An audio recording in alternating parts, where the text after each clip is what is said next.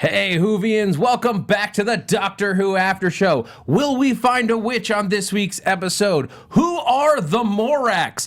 Will the Doctor have to confront the thing we've waited basically all season for her to have to confront? And did Dave cover his face in mud as part of an opening bit gag? Find out more on tonight's Doctor Who After Show. You're tuned in to AfterBuzz TV, the ESPN of TV talk.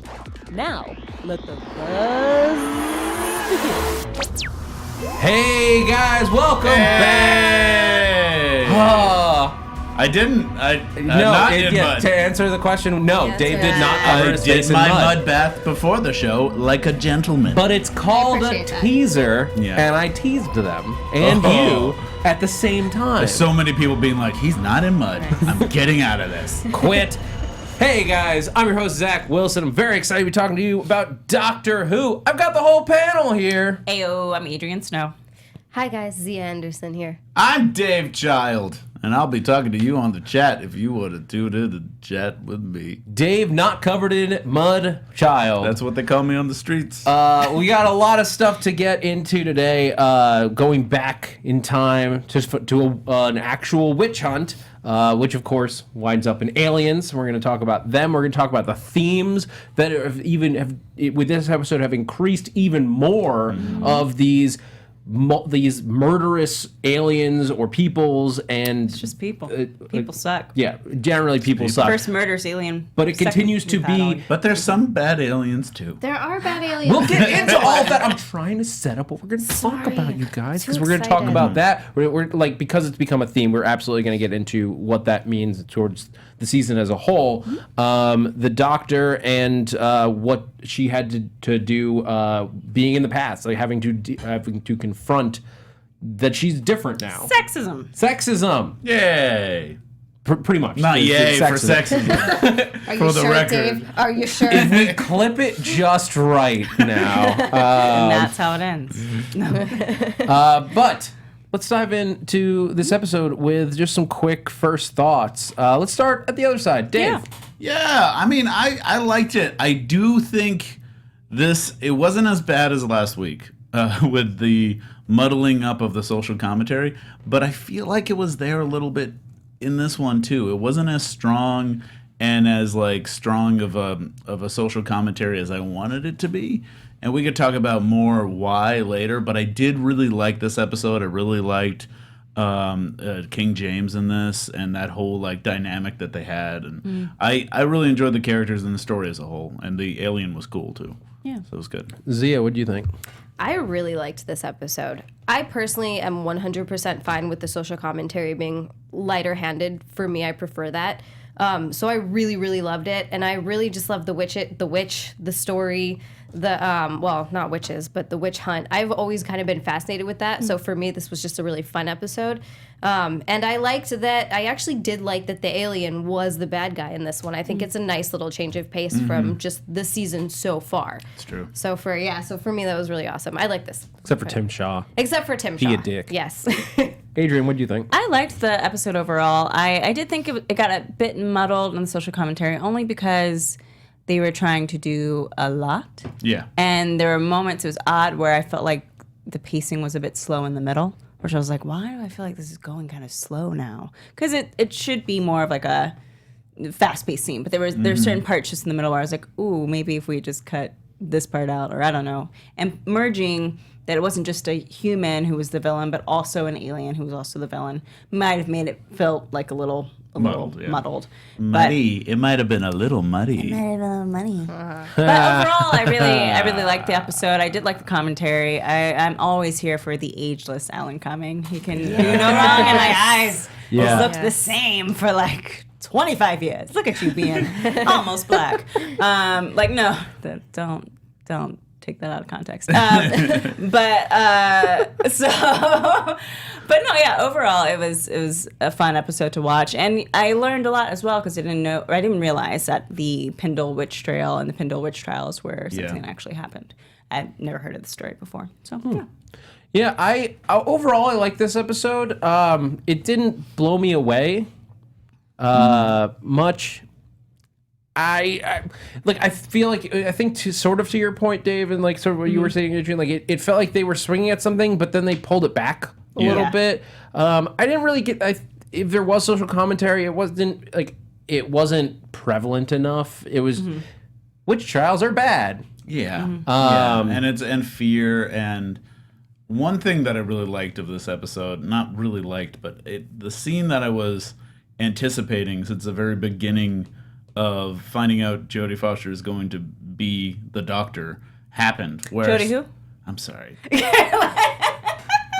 Well, you know what I'm saying. Jodie Whittaker. Yeah, Jodie. I don't know why I said Foster Foster. would be really cool, though. Interesting. I didn't even. I just was like, yeah, Jodie Foster. I'm here and I'm present, but It's all good. I just was waiting for the one scene, and I'm glad they did it and didn't just like glance over it, where someone was literally going to say, well, you can't be in charge, Graham has to be in charge. Yeah. And I'm glad that they finally had that scene. Yeah. Because I was just anticipating it so hard. I had a feeling it was going to be this episode. Yeah. Because they kind of hint about it. I know some people are like, they don't think this would happen in Arachnids in the UK, but I felt it was kind of hinted about that, nobody wanted to take her authority seriously. So to have it directly addressed this episode was nice to see. Yeah, it affected her ability to like get control of the situation in Arachnids, but this was the loud like we are spelling it out that this guy doesn't trust you because you are a woman. I thought it was interesting that the psychic paper functioned that way. Well, isn't the psychic paper does what the viewer wants to see? The psychic paper, I believe the way that it functions is that in this circumstance, it would have known that the king would not accept her as the like general witch hunter, the head witch finder. So it just like Mistress didn't even Witchfinder. try. It gave her the highest position he believed she could possibly have. Yeah. Something about how it's the Doctor's influence on the paper, but it also shows what the viewer of the psychic paper would like to see through that influence. Yeah. Because the Doctor also never exactly knows what's on the paper. Yeah. They just say it, and she's like, "Oh, okay." Yeah, that's interesting. I like the way she handled it too. The way she handled, she was just kind of like, "Oh, okay, we're doing this. All right, then yes, I'm the assistant, and Graham is the." She's like, "I guess this is what we're doing now." Because I enjoyed the way that they showed that. Yeah, it was nice to have that commentary from the Doctor where she's kind of like, oh, okay, so this is a lot of me. What did she say? Let's find it on my notes. She did say, if I was a man. If we're not being drowned, we're being patronized to death. Yes. And I was like, yeah. But this is my first criticism of Graham, I think. He had a moment where he was like, for King James' credit, you are snooping right now. And I'm like, come on, Graham. And then to that I said, when it's a man, it's investigating, and when it's a woman, it's snooping. Yeah. I just think about how we think about things. Yeah. Think about it, Graham. Think about how you think about things. He was mostly making Graham. a joke. He was making a joke. But he was making a joke, and it was funny. Yeah, but it made me think, oh, yeah, when it's a man, it's investigating. When it's a woman, it's snooping. Yeah. I like that she goes, "No, I'm investigating." Exactly. Though. She's like, "This is what I'm here for." Duh. Yeah. It's 90% of what she does. Yeah. Yeah. But so with this story, did you guys enjoy like the Doctor's sort of investigation and how she had to go about that into finding the alien? So let me rephrase it. Did you enjoy the hunt up to like discovering the alien? I thought it took a little too long, and I think that might be something that might be my own weird problem with the show this season. Sometimes is that it takes a little too long to get to the mystery spooky, or the discovery, because I don't know. I guess overall, I had the thought today. I was like, I miss the season-long arc. I had the realization of just like, oh, I would like to have that, because I think we've been, or at least I've been trained so much over the past decade to anticipate it, that when it's not there, I kind of get sad. I agree with you on that. Yeah. And it kind of helps with the pacing as well. 100%. I mean, as somebody who really enjoyed the most serialized seasons, which I like 5 and 6 to me are like the most serialized seasons of the show. I absolutely feel that withdrawal now. 8 episodes in, like I want that back. I want that, because it doesn't have to be every episode. Like, No, having not at all. episodic stuff and standalone episodes is wonderful, but I want that little through line to keep me interested at every point. Yeah. Like right now there's some tangential thematic stuff happening that like I feel like is building to something, but otherwise it's just we're off on an adventure. And what I think that affected in this episode is that we didn't get much character growth for anybody. I don't think anyone really grew as a person in this episode. Who I've been waiting to grow a little bit, like grew a fraction of an inch for me, which was Yaz, actually, because she has a moment where she's talking to the person currently under the witch hunt. And Willa? and she talks about what it was like for her growing up in like in being in school and being one of the only Muslim people and being bullied, and how she just had to suck it up and deal with it.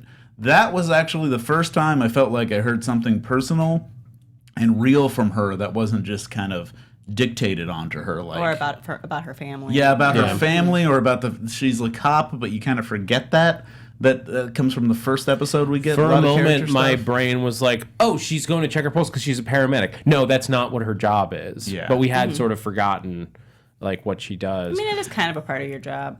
She has to know how as to a do cop. that. Yeah, Yeah. you know how to do that. Yeah. But Oh no, not that it's not a part of the Yeah, job, yeah, but, yeah, but but you my just point is, I had forgotten thought what she her was a paramedic. profession was for a moment, and had like put on a different job because it hasn't been relevant in a while. We also got, But like, so hold on Sorry. before we move on, because I did like that moment. I thought it was a good like moment for those two characters, but it was more about the growth of this one-off character. Yaz didn't grow from that. Yaz didn't learn anything new. She didn't discover anything about herself. And I feel like that's what the serialization is keeping allows from us. for. I see. Is that there's no ongoing events that we're seeing that are changing our characters in ways that we can see. It's the same character each week in a different adventure, in a different environment. So far, their dynamics haven't shifted in any strong way, not in several episodes. Like, not since they decided to permanently be on Team Tardis. Well, I think it's nice to see the Doctor kind of really be faced with this level of sexism, just because, as far as we know, and like we know the Doctor since the Doctor was the Doctor. The Doctor's never experienced being a woman until now, and the only thing that I would say it would be nice to see is for the Doctor to have the understanding that she didn't really understand what it meant or what it was like to be a woman until like that moment. To see that kind of growth happen versus, I mean, she's handling sexism very you see well. a little bit of it in this. Like, You see a little bit of it in this episode, Yeah, because well, she does say, "If I was a man, this wouldn't." Oh, well, yeah, but it's also it's I think it's more of kind of like she's more. It's baffling, but it's not as shocking as I would imagine. Yeah. She's especially saying, when she said like kind of sexist stuff Right. last season. she's saying it as a like sort of like from a perspective of somebody who's been in that circumstance her whole life, not somebody who has experienced both sides of it. Is that what you're sort of right. looking for? Yeah, I'm sorry, that's kind Xia, of, yeah, you were saying. into it. No, I was just basically going to say she never had that realization of like, oh, this is what the other side feels like. This kind of sucks for you. Yeah. Yeah, she hasn't had that. It's just basically. And not to the extent that I feel like you would feel. I don't know. It's one thing to walk alongside as somebody as an ally. It's a whole other thing if I were to suddenly become like a man like tomorrow, and then all of a sudden have to experience the world from that perspective. Right. Billie Jean Girl 24 in the chat brings up a great point that when the king wouldn't listen to the Doctor because she was a woman, I thought now she knows what her female companions felt when they Yeah. saw them as the Doctor's assistants. Yeah. Which is very Burn. true. 'Cause Slam. that's what I thought. I was like, if this were a season where the Doctor was a man and that was happening to his companion, it would still be happening to the companion. And the Doctor, it was just kind of like in the first or second episode of season 10 with Bill, when Bill's experiencing like racism, and the Doctor's kind of like, oh, don't do anything, like stay calm, be strong. And then it isn't until like it's so blatant, it's undeniable that the Doctor punches the guy in the face. But Right. throughout the whole episode, she's like dealing with that, and so that kind of stuff. Just And like, having oh, yeah. her like not be recognized as the authority. Well, in previous seasons when a companion's like, oh, they're not recognizing me as authority. Anyways, what were you saying, Doctor? Yeah. Like, it kind of lightens the point, and here we get to enhance that and actually look at it. Yeah. And it would have just been, I think it would have been nice to have more of an understanding of this is something we've seen the Doctor show so much humility this season, to have that moment of like, oh, what have I been doing when I'm not a woman? Yeah. That would have been nice to see. But That's interesting. Speaking of looking at characters in depth, Oh, yes. Wait, what? I know what you're trying to transition to. transitions well. But I don't understand the connection there. See, we look at in other shows from dramas, reality TV, sci-fi, and more, we also go into characters in depth on a lot of our other channels here at AfterBuzz TV, where we cover after shows for nearly all of your favorite TV shows.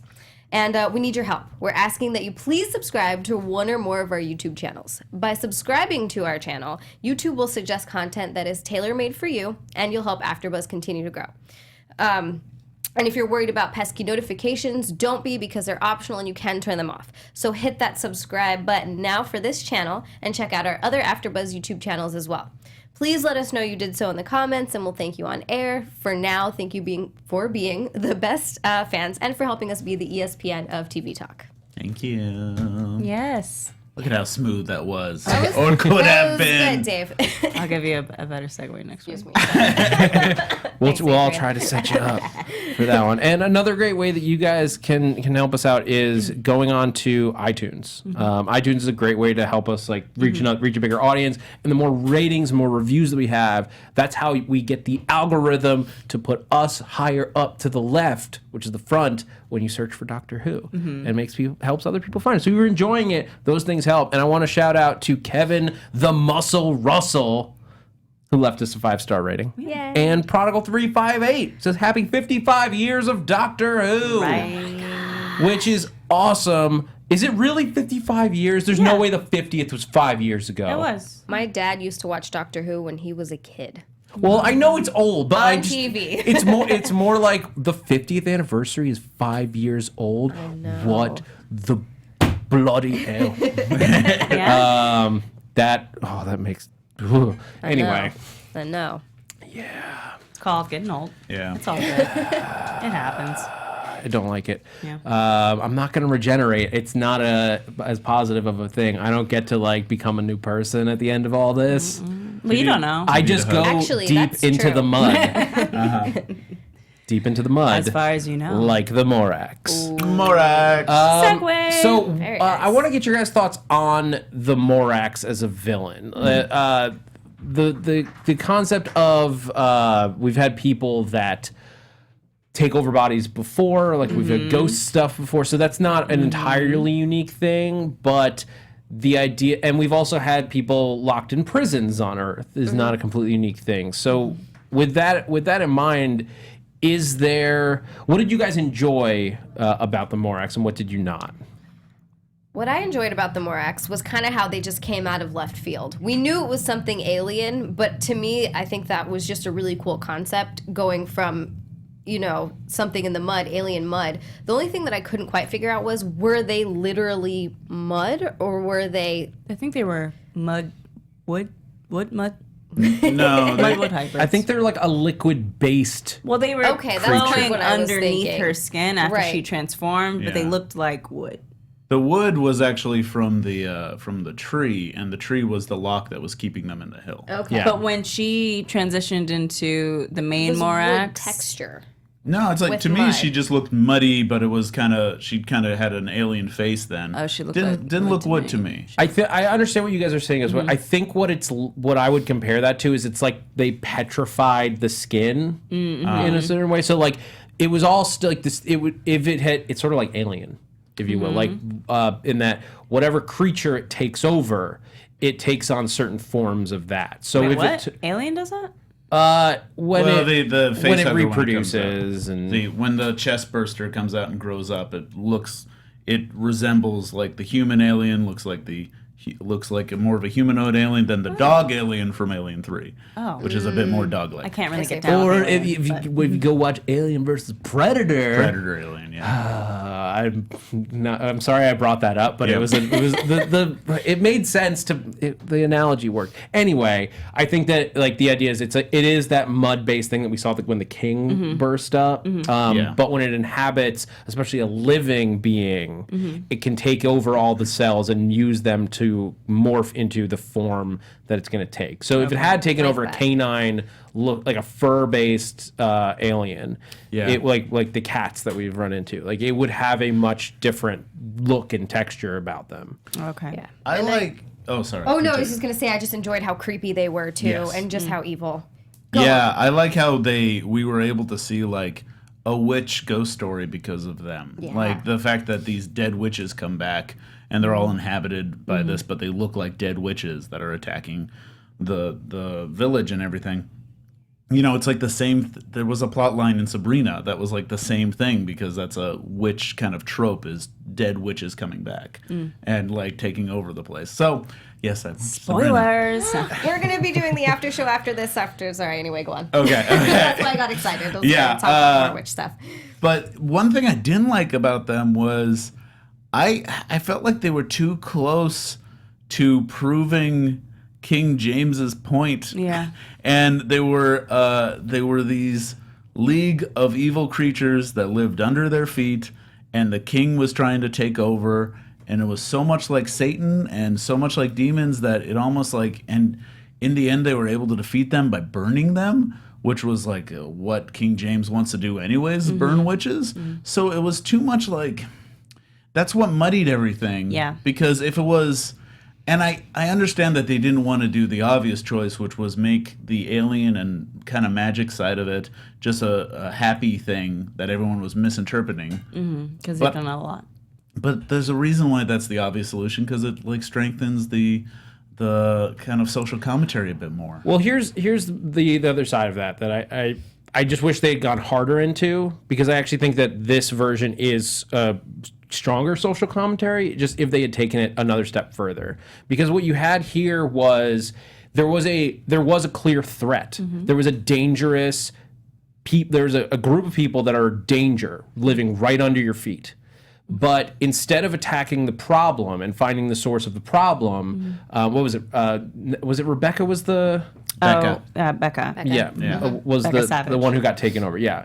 You had Becca and the king going after a bunch of innocent people who had nothing to do with this and were just wrongfully accused and were caught in the crossfire. And to me, that feels a lot more like what we're dealing with in the real world today. Yeah. Where there are a lot of people being attacked that have nothing to do with the real villains. actual villains. Yeah. I appreciated that commentary, definitely. I think it would have been nice it would have been less muddled if we'd introduced the alien, I think, just a beat sooner. Yeah. Because then we understand, because then, you know, there's no room to really develop empathy for the humans. The humans are just bad. And the commentary is about how when you don't understand things, you just label them whatever you do understand, like rather than take the time to figure out what's going on, rather than understand that, oh, maybe you're infected, maybe someone can help. You just go around killing a bunch of women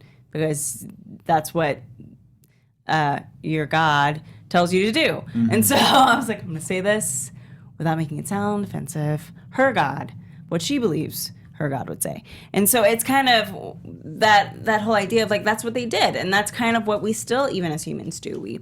We justify things, annihilating things we don't understand through our beliefs or our opinions. And I thought that commentary came through very strongly in the episode.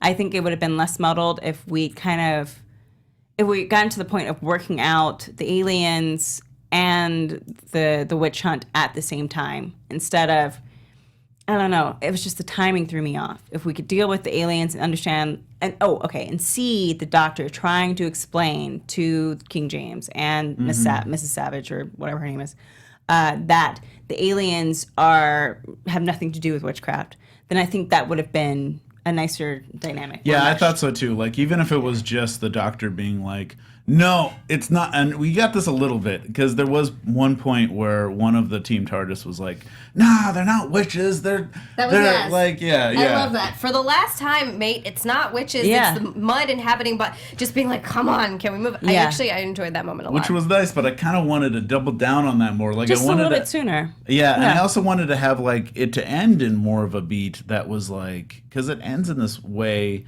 where the doctor's like, listen, you think it's magic, but it's really not. Does she Anyways, quote- we're about to go into this box. You're going to think it's magic. Bye. Isn't that cute? Is she quoting? Sorry, is she quoting King James, or is she? No, I don't think so. Or is she quoting the line about Jack magic? Parsons? Mm-hmm. That's Arthur C. Clarke. Yeah. Arthur C. Clarke. Arthur C. Clarke. Okay, because I just watched Lore and Jack Parsons. I think that's his name. Has like a similar line that he says. So I was Yeah, just- no, that's Right. it's from an Arthur C. Clarke short story or novel. The idea that magic. We're talking about the line. Didn't have time to look any I have it. Right sufficiently advanced technology is indistinguishable from magic. There we go. Yeah. Yeah. Which is one of my favorite sci-fi quotes. But yeah, I agree with you, Dave. Like that's. And what Adrian was saying was everybody. Like I think we're all on the same page. Like the episode had an opinion. It needed to hit us over the head with it a little more. Which is strange because I think some people are, at least in Twitter and chat, kind of being like, Yeah. "Stop hitting us on the head." But in this instance, It's a very fine it's a line. And there's here's the thing: you can do non-political episodes, and those can be great episodes. You don't have to have a big political Right. message every time. This season has been very much like every episode has a point. Yeah. So if you're gonna have a point, make it clear. Well, I like what you were saying, and that wasn't something I was considering, was that there was a fear of something real, and the fear is real, and the fear is something, it's just being expressed poorly. Yeah. That's why she's killing off Yeah. horses and people and Yeah. all this stuff. And I thought that was good. And versus trying to understand what's happening, she just lashes out. And I get that that's a human reaction, but like it's also the way people have justified annihilating other people for Exactly. Well, Yeah. and I think a lot of it too is, and this is I personally really liked the subtle undertone in this season, or this episode. Sorry. Also, I think another thing is that a lot of it has to do with how you're raised, because she was raised in such a religious. Obviously, they all were raised in such a religious lifestyle that that's all they know. They don't stop to take a look and to sort of be objective. It's just whatever I was raised with, whatever I know, whatever my actual knowledge of this situation is the way that they go in and go running with it. And that's sort of very similar to what happens now. People get raised with a certain way of thinking, and they have a very hard time taking a step back and looking at things objectively. Sometimes. Yeah. I was raised in a very religious household. And there are people there are some people who obviously it's not the same Yeah, for yeah. everybody. But Yeah. there is something to be said for a lot of the time your truth is just what you know. Yeah. And you don't know any better. And I am Ignorance. Yeah, ignorance, But exactly. there's also a line where ignorance just crosses into Absolutely. something much darker. Well, and that's not to say that that's not it's not a good thing. It's Yeah. just, I saw a lot of that in this episode too. Yeah. So we're talking about a lot about themes and everything, and like we sort of talked about at the top of the episode, there is a theme going on over this season, like not just like having like loud points about the real world, but we have dealt with in almost every episode some kind of people or like hate-filled group that's being prejudiced against a specific, like somebody else, and either gets punished for it or doesn't. Since Tim Shaw in the first episode of the season, like we've had this sort of running theme. What do you guys think it's building towards? Because it feels like they're doing You think something. it's building with that particular theme? You think it's building towards something? Maybe. I don't know. It feels too consistent for it not to be on purpose. I think it's building. I think other themes are building. The ones that they're kind of like throwing away, like the whatchamacallit child, Timeless child. timeless child. I don't know if that's coming back at all. It may not, but I'm starting to feel also like it I would be is. so mad if it's The never themes. mentioned again. the themes of grandmothers and the loss of grandmothers, or never Family. really the loss of family. Those are themes that they kind of keep like lightly tapping us with, which I think they might bring back in some other way. The theme of sometimes people are really horrible and hate-filled. I don't think they're going to do anything with that, because it's kind of just like, here, because what is the solution for that? Yeah. We haven't figured it out. I think the sense of family is really what they're building with, and I don't know if it's gonna culminate. I don't think there's gonna be like something that it's building to. I think this is more of the fact that the team is not just one person and their companion anymore. They're a family. Yeah, the They're gang. a group of families. The fam. They're a fam, and then like, She did say that. before we move too much off the topic, which I don't know if we will, there's a great comment in the comments from GlixRider13 that the true power of paranoia is not just suspecting innocent people of evil, but believing yourself to be evil when you're actually innocent. Which is a great point, because that's a big thing that's happening with the with Becca, where why she's lashing out to people is because she thinks she's evil. Yeah. So she's putting that on other people. too. Yeah, to hide Which is your own sins. Yeah. But she's not evil. Like, Well, she ends up being. she does end up being. She kills 35 She people. wasn't evil. She did kill 30. And then she killed 35 people. Yeah, you know yeah, what I yeah. mean? So That's hard to forgive. I don't know. Whatever Actually, logic you're using. Oof. she probably was kind of evil because she was chopping down that woman's tree just like out of spite. Because it ruined her view. Yeah. Can we talk Yeah. about King James a little Yes, bit? that was. Alan You beat me to Cumming. it. Sorry, yeah, I but was- before we get into who's who on who and all of that, yeah. I'm doing a little dance. You guys are missing out because I love Alan Cumming. Yeah. I try to keep the audio you listeners. If you want to see Adrian dance, It's just go a to little YouTube. wiggle, you guys. It's nothing fancy. Good wiggle. But what did you guys think of Alan Cumming's take so on good. King James? He made I think a character that I think could walk onto the screen and be evil immediately. Yeah. He made him so charming, and I liked him. And the way he hit on good. Ryan out of nowhere. That was amazing. I love I'm it. sorry. I loved that so much. So apparently that's based in real rumor about, an actual rumor about King James is that he had some Male companions that he liked to keep around. Mr. Bible. Exactly. Never mind. Well, one thing that I also liked about him, touching upon real history and stuff I didn't know until I was like, how involved was King James in really the witch hunts? Because I felt like him being so focused on Satan was a bit of a surprise for me. Really? Because Satan's not in the Bible that much. And it feels like if King James was really focused on Satan, it would be a bigger plot point in the Bible, when really it's not. There's only a couple of moments where Satan pops up and it's kind of random.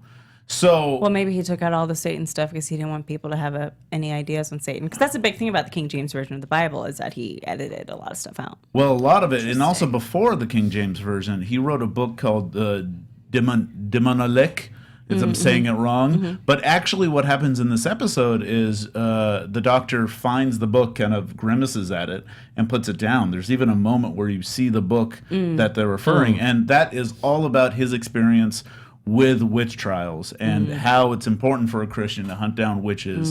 And a lot of the stuff that Shakespeare took into Macbeth and into the Weird Sisters, where we get most of our witch lore from these days, is from his experience with witches and what he claims witches are like in that book. So that was even before, that was a couple of years before the King James Bible.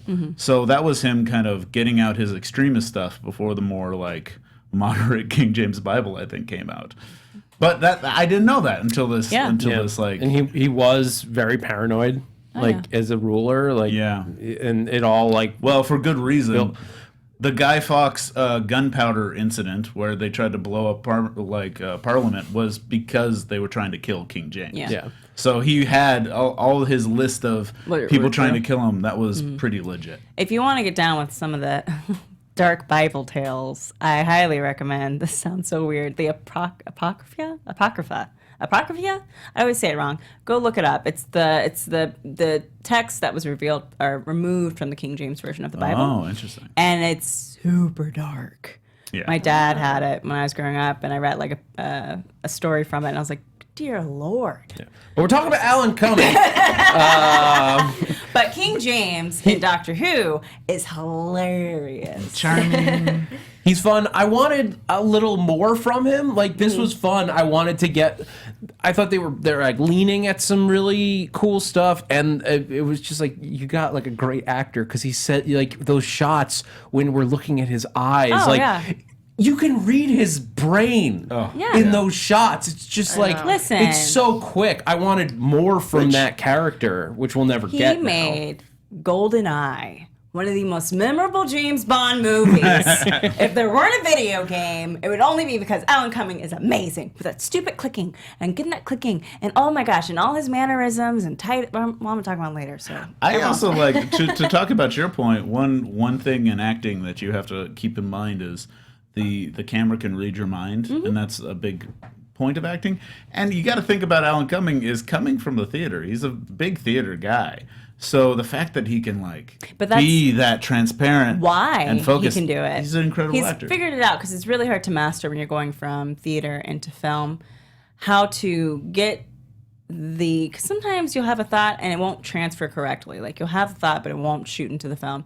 But to get the bigness of theater just into your face and not make it like ginormous or too subtle, he has it perfectly. And to still have that comedic pacing even when you're playing somebody insane. But he's also been he's been acting for so long. Oh yeah. But he is also he doesn't have to do much to a lot of this character is him. If they gave it to another actor, he would be a completely different King James. But that's acting, right?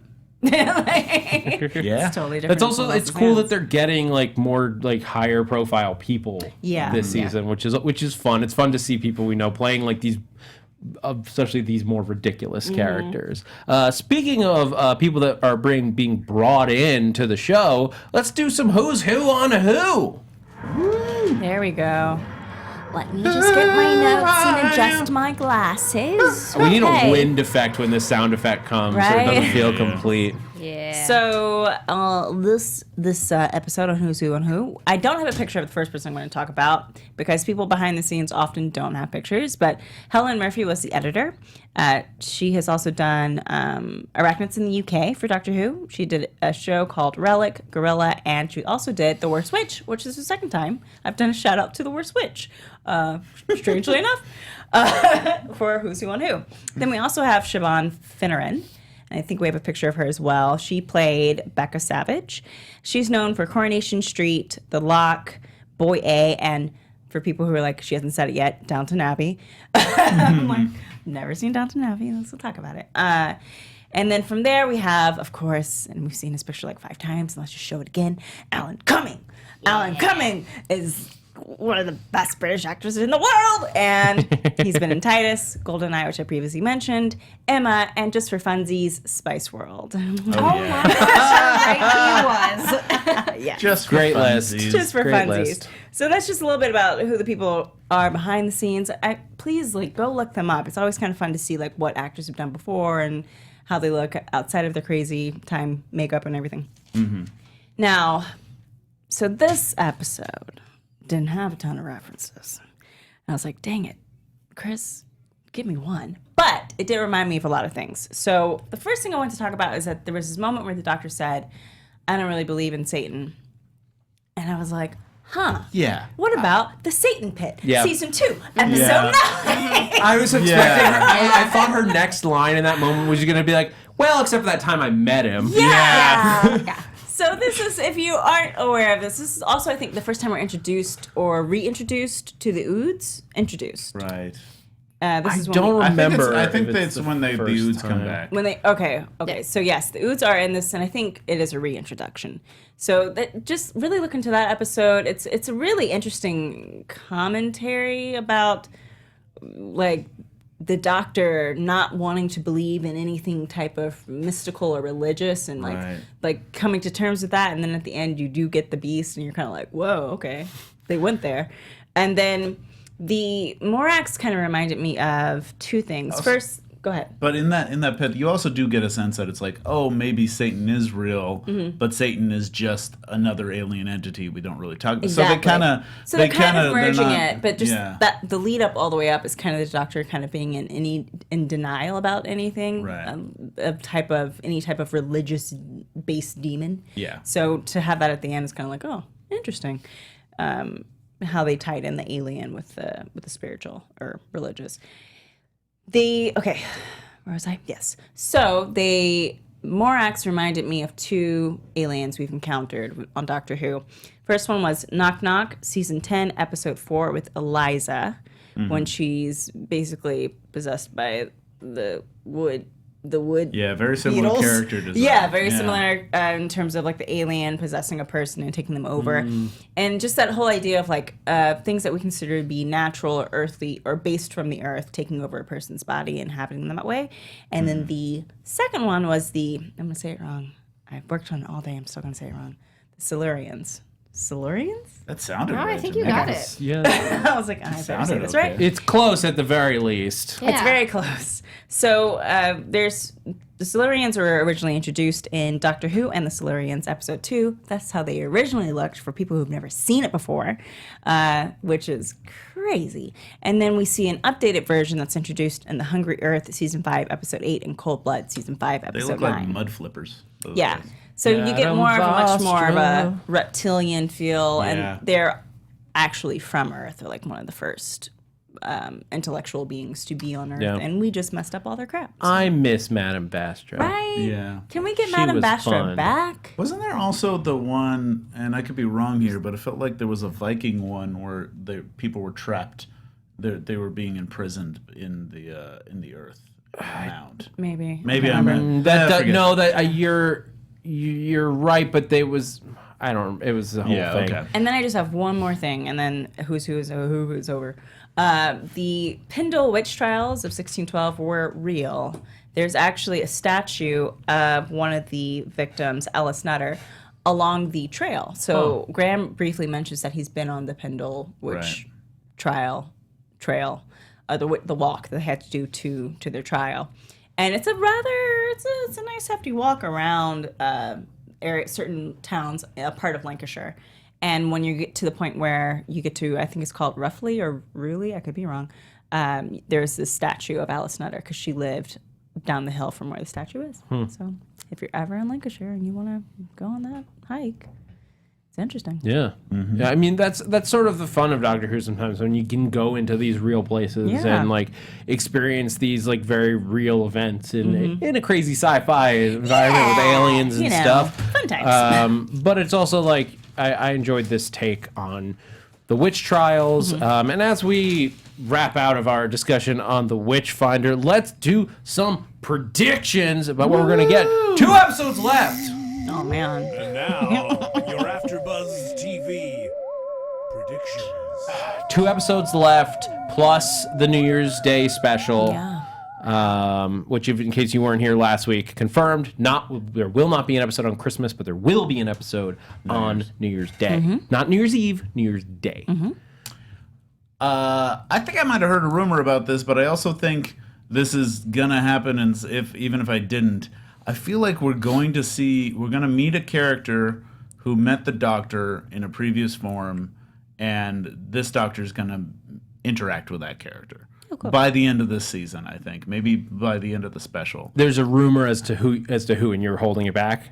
I want to understand what you're. I only heard that there's like an old friend that's going to come back, and that's the rumor I heard. That would be great. It's the one thing we haven't. okay. It's the one big thing I've we heard the same haven't rumor. done with. I actually haven't seen this one, but we haven't done that yet. We haven't Yeah. met somebody who knew any other incarnation and is like, hold on, you're a what? I don't. What? That I really want to see before the end of the season, especially because I feel like this season is all about that. It would be great if it's Jack. It would be great if it's someone else. I just want to have K9. some sort of interaction there. K9. Xia, what are you thinking as we go ahead? They've stopped. So I know it's a little harder to do predictions now because know. BBC America at least know. has stopped airing Next-Ons. Oh, Which I is- did see a next on for next week. I You did? It didn't did air. not. It didn't air with mine. I saw it Mine on either. Amazon. That's why. Okay. I saw it on Kerblam or whatever it is. Oh right. Ooh, let's talk for that. Yeah, go ahead. Okay. Yeah, no, I mostly just what I would like to see. I really do want to see them come back with something on the Timeless Child. I would like to see a little bit, maybe more surrounding what they've hinted at. They've hinted at like the Doctor's past being changed a little bit, which I'm not exactly here for. But if they're gonna say it, now I want to know what it is. Okay. Got it. All right, Adrian. I don't know. I don't have any predictions because it's insane. And how can I predict the show? But last week, Amazon totally messed it up because I guess it was shade towards Scribblam and aired Witchfinders a week early, and that's probably why you ended up seeing the After Who show trailer for next week. I just want to get that out. Jeff Bezos was like, "Oh hell no!" Yeah, he's not about that life. Didn't even put it on That's there. interesting. I didn't know that. Could have been watching this episode a week ago. Yep. Yeah. Didn't know. Watched it legally, the way you were supposed to. It would have been legal. My mistake, Amazon. All right, guys. Next week the episode is called "It Takes You Away," and we're going to Norway. All I know is that it's in Norway from the little trailer. I know it's in Norway, and there's something very hungry. There's a cottage and a little girl named Han. Or Han? Oh, they're doing Hansel and I think we're Gretel. doing Hansel and Gretel, you We're doing guys. Hansel and Gretel. This will be fun.